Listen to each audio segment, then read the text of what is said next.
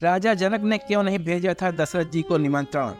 आइए दोस्तों जानते हैं। एक बार एक युवक का विवाह जनकपुरी में हुआ।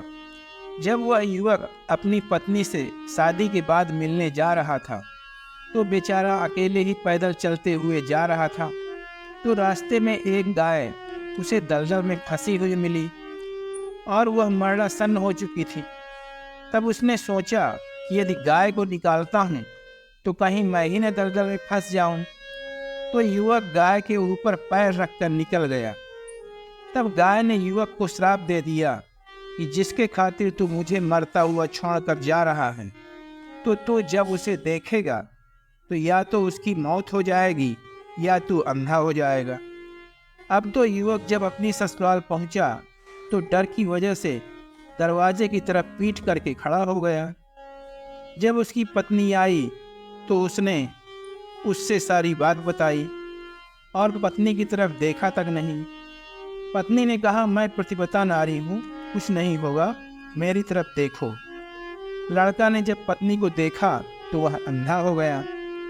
अब यह खबर जब राजा जनक के पास पहुंची तो बहुत से विद्वानों को उन्होंने बुलाया।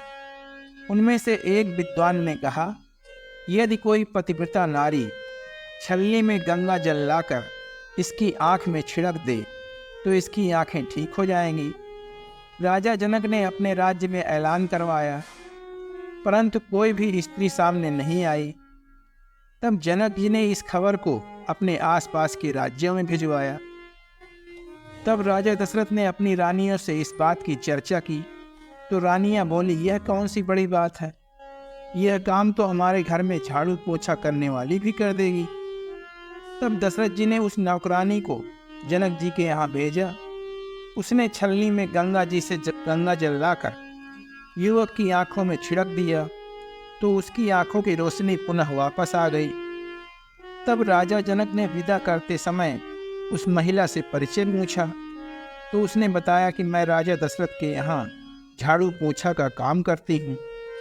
राजा जनक ने बड़े आदर के साथ उसे विदा किया। तो इस कारण से सीता स्वयंवर में राजा जनक ने दशरथ जी के यहाँ निमंत्रण नहीं भेजा था कि जब उनके राज्य की नौकरानियाँ इतनी तेजस्वी हैं तो उस राज्य के पुरुष कितने तेजस्वी होंगे। और ये दशरथ जी ने स्वयंवर में किसी नौकर को भेज दिया तो मेरी पुत्री का विवाह तो एक नौकर के साथ हो जाएगा। यही सोचकर राजा जनक जी ने महाराज दशरथ को निमंत्रण नहीं भेजा था। राजा जनक जी ने सीता स्वयंवर में गुरु विश्वामित्र को बुलाया तो साथ में राम लक्ष्मण भी गए थे।